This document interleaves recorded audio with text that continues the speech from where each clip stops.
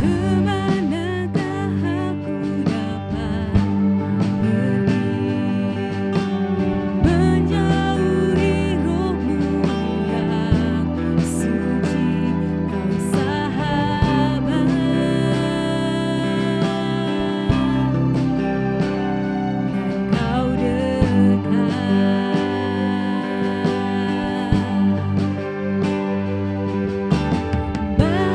seluruh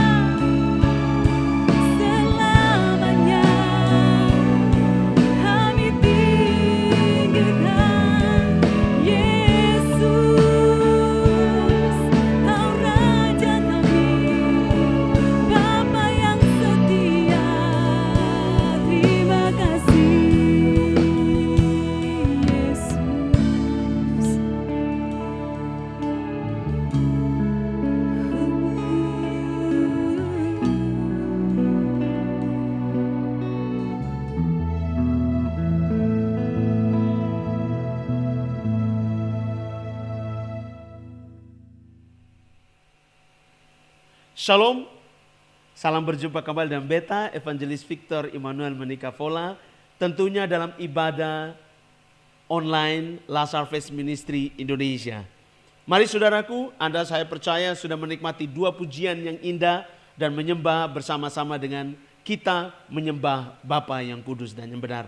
Mari kita siapkan hati kita, siapkan juga Alkitab Anda untuk kita mendengarkan firman Tuhan sehingga kita boleh dapat bertumbuh dan berakar di dalam Tuhan Yesus. Mari kita berdoa. Bapa di surga, kami bersyukur buat malam ini kami boleh berjumpa bersama-sama kembali, berkumpul di tengah-tengah keluarga untuk mendengarkan firman Tuhan. Oleh karena itu ajarlah kami mengerti, untuk kami boleh dapat mengerti apa yang Kau inginkan dan Kau kehendaki untuk kami lakukan selama kami hidup di bumi ini. Terpujilah Engkau ya Bapakku, kami hanya mengizinkan Engkau dan Roh-Mu yang kudus itu untuk menguasai seluruh hidup kami, untuk mengajar kami, supaya kami dapat mengerti apa yang diinginkan oleh Engkau sendiri Bapa. Terima kasih buat penolong kami yang selalu mendoakan kami, agar kami cepat mengerti apa yang diinginkan oleh Bapa. Hanya di dalam nama Yesus Tuhan, kami mengucap syukur, haleluya, amin. Saudara yang dikasihi oleh Tuhan Yesus, saya ingin menanyakan kepada Anda, mungkin Anda bisa bertanya nanti, Anda bisa menjawab dari pertanyaan saya ini, Anda bisa menjawab di dalam hati Anda dan mungkin di sharing Anda di rumah Anda masing-masing. Apakah Anda tahu kenapa Tuhan Yesus mau mati buat Anda? Saya percaya Anda semua tahu kenapa Tuhan Yesus mau mati buat kita semua.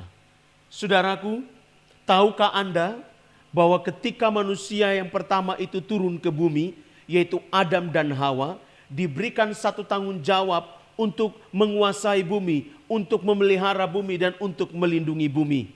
Saudara yang dikasihi oleh Tuhan Yesus, kuasa yang diberikan Tuhan kepada Adam begitu luar biasa. Tetapi lihat, ketika Adam bersama dengan Hawa ada di bumi, mereka tidak mampu melakukan apa yang diinginkan oleh Tuhan. Selain mereka diberi kuasa, apa yang harus mereka lakukan selama mereka ada di Eden atau di Taman Eden atau di bumi, yaitu mereka harus mengasihi Tuhan dengan segenap hati, jiwa, akal budi dan kekuatan mereka. Saudaraku, kesalahan Adam adalah ketika dia lebih memilih Hawa daripada dia memilih Tuhan. Jadi saudaraku, kesalahan-kesalahan inilah yang menghantarkan Adam dan Hawa selain mereka makan buah daripada pohon kematian atau pohon pengetahuan yang baik dan jahat itu, saudara, maka mereka jatuh di dalam kesalahan dan mereka dikuasai oleh dosa. Dan oleh karena dosa itulah yang membawa mereka untuk hidup di dalam kutuk daripada Bapa di sorga. Saudara yang dikasihi oleh Tuhan Yesus, sejak saat itu saudaraku, manusia kehilangan arah. Manusia kehilangan kemuliaan Tuhan. Manusia tidak lagi bisa mengenal pribadi daripada penciptanya itu dengan benar. Sehingga manusia mereka-reka perkara yang sia-sia. Sejak saat itu, yaitu sejak Adam dan Hawa jatuh di dalam kesalahan dan dosa mereka, manusia menjadi tercerai-berai. Manusia mulai mereka-reka perkara yang sia-sia. Saudaraku, tahukah Anda, Adam hanya diberi waktu hidup 930 tahun untuk melihat apa yang terjadi ketika dia jatuh di dalam dosa, ketika dia melanggar hukum dan ketetapannya. Anak-anak yang dilahirkan oleh istrinya, anak-anak yang dilahirkan oleh anak-anaknya, semuanya dia boleh dapat melihat bagaimana mereka hidup jauh dari Tuhan, jauh dari Tuhan, jauh dari Tuhan, jauh dari Tuhan. Manusia tidak lagi tahu bagaimana caranya untuk pulang kembali ke sorga. Manusia telah kehilangan alamat, manusia telah kehilangan jalan. Mereka mulai mereka-reka perkara yang sia-sia. Makanya jangan heran, muncullah dinamisme, muncullah animisme, muncullah segala hal di mana mereka menyembah matahari, mereka menyembah bulan, mereka menyembah gunung-gunung yang besar, mereka menyembah batu besar, mereka menyembah pohon yang besar, saudaraku.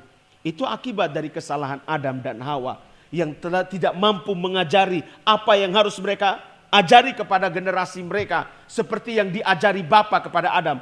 Dosa membuat mereka lupa. Dosa membuat mereka tidak lagi tahu apa yang harus mereka ceritakan kepada generasi. Dosa membuat mereka tidak mampu mendelegasikan apa yang menjadi yang telah mereka terima daripada Tuhan kepada generasi.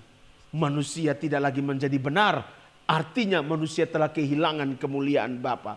Saudaraku yang dikasihi oleh Tuhan Yesus, ya, itu dasar yang pertama. Kenapa Tuhan mau mati buat kita? Kita telah kehilangan Dia. Bahkan kita tidak tahu jalan pulang kembali kepada Dia. Tidak tahu. Yang bisa membawa kita pulang kembali kepada Dia, ya Dia sendiri. Karena Dia adalah jalan itu. Dia adalah jalan itu. Dialah jalan itu, saudaraku. Ya, dan hanya melalui Dia sajalah kita bisa pulang kembali kepada Bapa di sorga. Saudara yang dikasihi oleh Tuhan Yesus.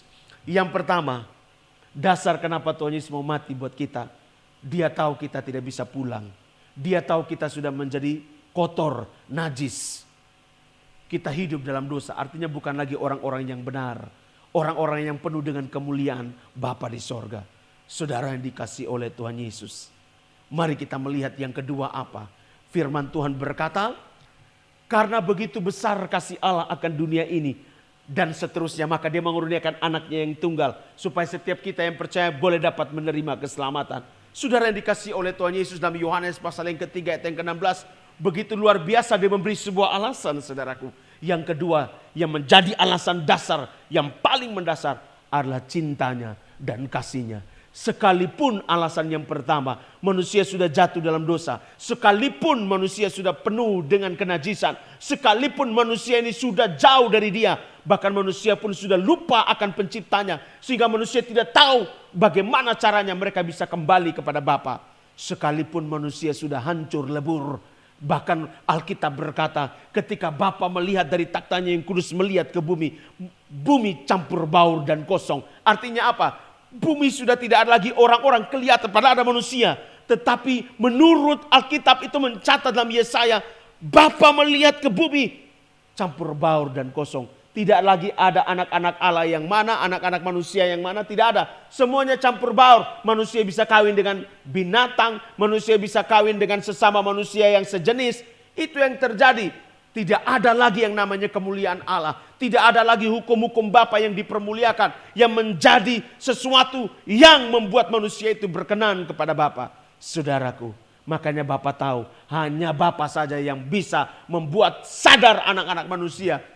Membuat anak-anak manusia kembali kepada posisi awal. Yaitu menjadi serupa dan segambar dengan Bapa sendiri. Saudaraku yang dikasihi oleh Tuhan Yesus. Dua dasar ini sebenarnya menjadi alasan kenapa Tuhan mau mati buat Anda dan saya.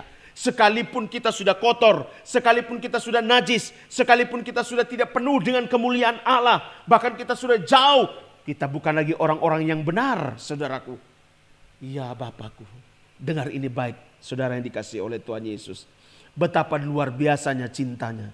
Makanya kalau kasih itu yang sesungguhnya, kasih yang benar itu begitu. Tidak lagi melihat latar belakang orang, tidak lagi melihat segala sesuatu yang terjadi yang sampai menyakiti hati Bapa. Saudaraku, tahukah Anda ketika Adam itu lebih memilih Hawa dan ambil buah itu, saudaraku, melihat buah itu saja mungkin Adam tidak mau sentuh. Kenapa? Adam tahu melihat saja tidak boleh, apalagi menyentuh, apalagi makan. Adam tuh tahu. Tapi Adam punya kesalahan terbesar adalah dia lebih memilih Hawa daripada memilih Bapa yang adalah cinta pertamanya dia, yang adalah penciptanya. Yang diinginkan oleh Bapa adalah dia harus dicintai oleh Adam dan Hawa. Tapi apa yang terjadi? Adam lebih memilih. Itulah hati yang paling hancur daripada Bapa ketika melihat anak-anak manusia, anak-anak Bapa yang dilahirkan oleh Bapa sendiri, itu lebih memilih mencintai manusia lain, mencintai harta, mencintai uang, mencintai hal-hal yang duniawi, melebihi mencintai Bapa di sorga. Saudara yang dikasihi oleh Tuhan Yesus, Bapa tidak peduli. Bapa turun ke bumi menjadi manusia sama seperti Anda dan saya. Supaya apa? Satu, Anda bisa dapat pengampunan. Karena kita sudah jatuh dalam dosa. Jadi saya rasa kalau Tuhan kita ini tidak menyuruh Adam buat dosa, Tuhan sudah memberi hukum, ketetapan dan peraturan. Yang kepingin buat dosa adalah Adam dan Hawa. Jadi kalau Tuhan turun ke bumi adalah untuk mengampuni Anda dan saya. Untuk mengampuni Anda dan saya. Karena kita yang buat dosa. Bukan Tuhan yang suruh kita buat dosa. Tapi manusialah dengan segala keinginannya yang mau melakukan kesalahan dan dosa. Saudaraku yang dikasihi oleh Tuhan Yesus, karena cinta dan kasihnya dia turun ke bumi. Agar dia mengampuni Anda dan saya. Agar dia membuka jalan, yaitu melalui dirinya sendiri yang adalah jalan itu sendiri. Sehingga kita boleh dapat pulang kembali dengan selamat kepada dirinya. Yang ketiga, dia mau mati buat kita dengan penuh cinta dan kasih. Yaitu agar kita boleh dapat dibenarkan. Bukankah tadi saya sudah bilang tadi saudara, kita menjadi orang-orang yang najis, yang tidak benar lagi di hadapan Bapa. Dengan kematian Yesus, dengan darahnya tercurah, dengan tubuhnya tercabik-cabik, maka kita yang percaya kepada Yesus boleh dapat menerima pengampunan, boleh dapat dibenarkan oleh Yesus, dan juga kita boleh dapat pulang kembali karena kita punya jalan, yaitu Yesus itu sendiri yang akan menghantarkan kita pulang kembali kepada tempat di mana kita dilahirkan, yaitu di sorga. Saudara yang dikasihi oleh Tuhan Yesus, apa yang harus kita perbuat setelah kita tahu alasan kenapa Tuhan mau mati buat kita? Kita sudah banyak sekali buat kesalahan. Oleh karena itu dia minta satu saja.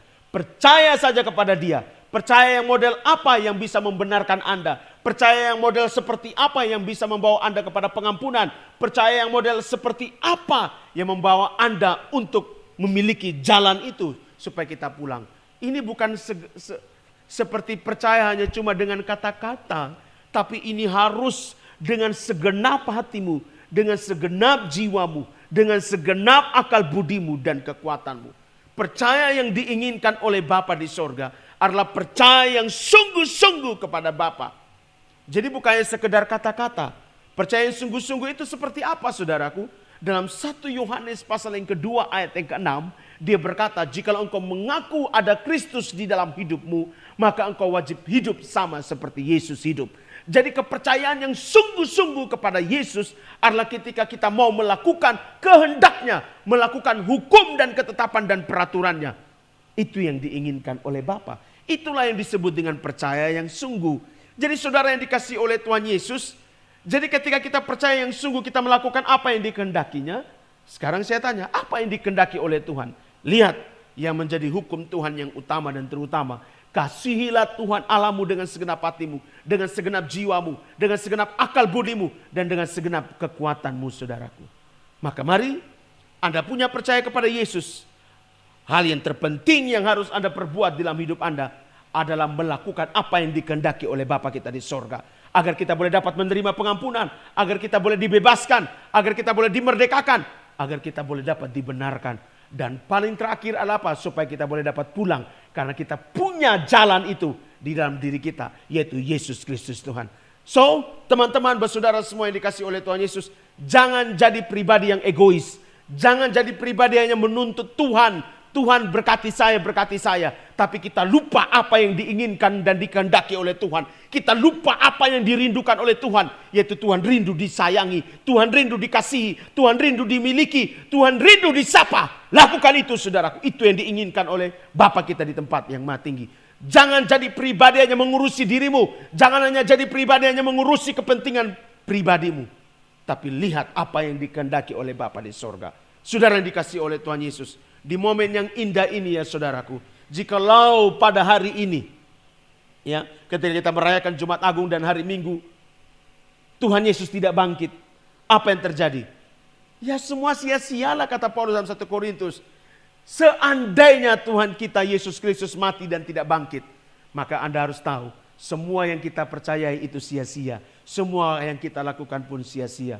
Tapi bersyukurlah bahwa Tuhan kita mati dan Dia bangkit. Dan kita bukan percaya kepada yang mati, tapi kita percaya kepada Dia yang hidup. Karena Dia adalah hidup itu sendiri. Mari saudara yang dikasihi oleh Tuhan Yesus, percaya kepada Kristus Yesus Tuhan. Bukan hanya sekedar kata-kata, tetapi harus sungguh-sungguh melakukan kehendak-Nya, yaitu mengasihi Dia dengan segenap hati, jiwa, akal, budi, dan kekuatanmu. Agar apa? Agar kita menerima sungguh-sungguh pengampunan itu. Agar kita boleh dapat menerima kemerdekaan, kebebasan, kelepasan. Bahkan kita menerima yang disebut dengan dibenarkan oleh Yesus Kristus Tuhan. Dan yang terakhir, kita boleh dapat pulang pada akhirnya dengan selamat. Kenapa? Karena kita boleh memiliki jalan itu, yaitu Yesus itu sendiri. Tuhan Yesus memberkati. Shalom dan selamat Paskah. Mari kita berdoa. Bapa di surga, kami bersyukur buat firman Tuhan malam ini. Membuat kami mengerti kenapa Engkau mau mati bagi kami ya Bapa. Ampuni segala kesalahan kami. Kuduskan kami dan layakan kami. Sehingga kami boleh dapat terus mempersembahkan hidup kami sebagai persembahan yang hidup, yang kudus dan berkenan kepada Engkau. Meteraikan firman Tuhan ini Bapakku dengan darah-Mu dalam setiap mereka yang mendengarkan firman Tuhan ini ya Bapa.